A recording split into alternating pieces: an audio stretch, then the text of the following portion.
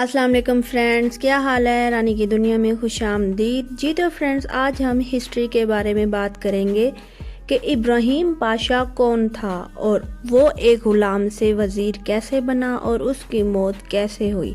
لیکن اس سے پہلے آپ میرے چینل کو سبسکرائب کریں جی۔ تو فرینڈز، چلتے ہیں ویڈیو کی طرف۔ جی جناب، ابراہیم پاشا جو کہ ایک زر خرید غلام تھا، وہ کیسے ایک وزیر بنا؟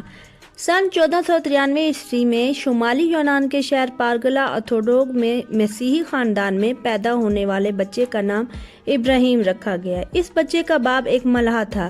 ایک دن ابراہیم جب اپنے والد کے ساتھ کشتی میں موجود تھا تو اچانک بحری قزاتوں نے حملہ کر دیا۔ حملے میں قزات ابراہیم کو غلام بنا کر یونان سے اناطولیہ لے گئے اور خلافت عثمانیہ میں فروخت کر دیا، اور اس طرح ابراہیم بچپن سے ہی ایک غلام بن گیا۔ جی فرینڈ، سلطان سلیمان اپنی جوانی کے دور میں ایک دن دریا کے کنارے ٹہل رہے تھے کہ انہیں اچانک ایک سریلی بانسری کی آواز سنائی دی۔ سلطان سلیمان بانسری سننے کے شوقین تھے اور اسی شوق کے تحت وہ آواز کے تعاقب میں بانسری بجانے والے کے پاس پہنچ گئے، جو کہ وہیں یونانی غلام ابراہیم تھا۔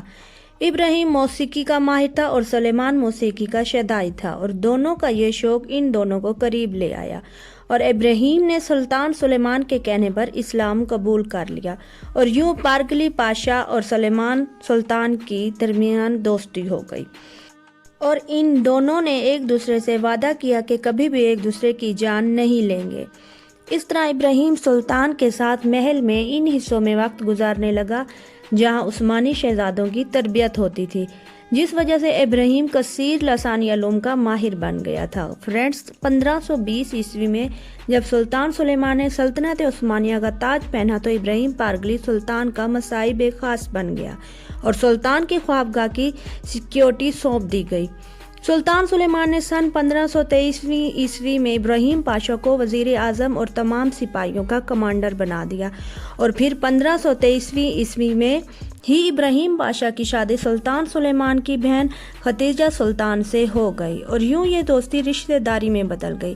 فرینڈز، جب سلطان سلیمان کے محل میں سازشیں شروع ہوئیں اور سلطان سلیمان کی جانشینی کی لڑائی شروع ہوئی تو محل میں دراڑیں پڑنا شروع ہو گئیں۔ سلطان سلیمان کی چہیتی بیوی حرم سلطان تھی، جو خوبصورت ہونے کے ساتھ ساتھ شاطر دماغ بھی تھی۔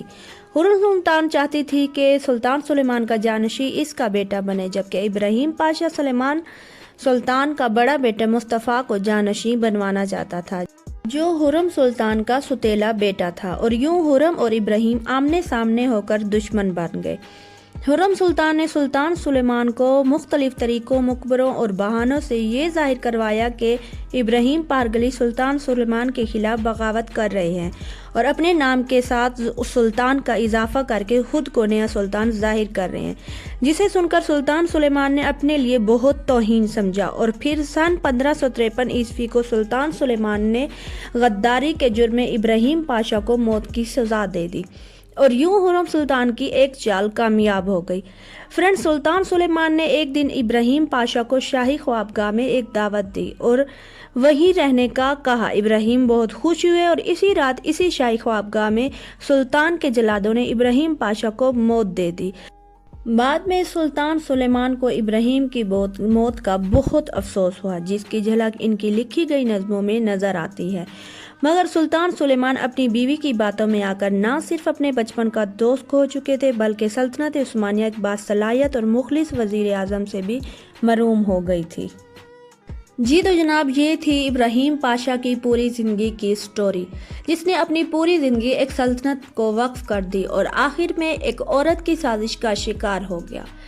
جی تو فرینڈز، اگر آپ کو میری ویڈیو اچھی لگی ہو تو اسے لائک اور شیئر کریں، اور مجھے کمنٹس میں ضرور بتائیں کہ آپ کو یہ ہسٹری کیسی لگی۔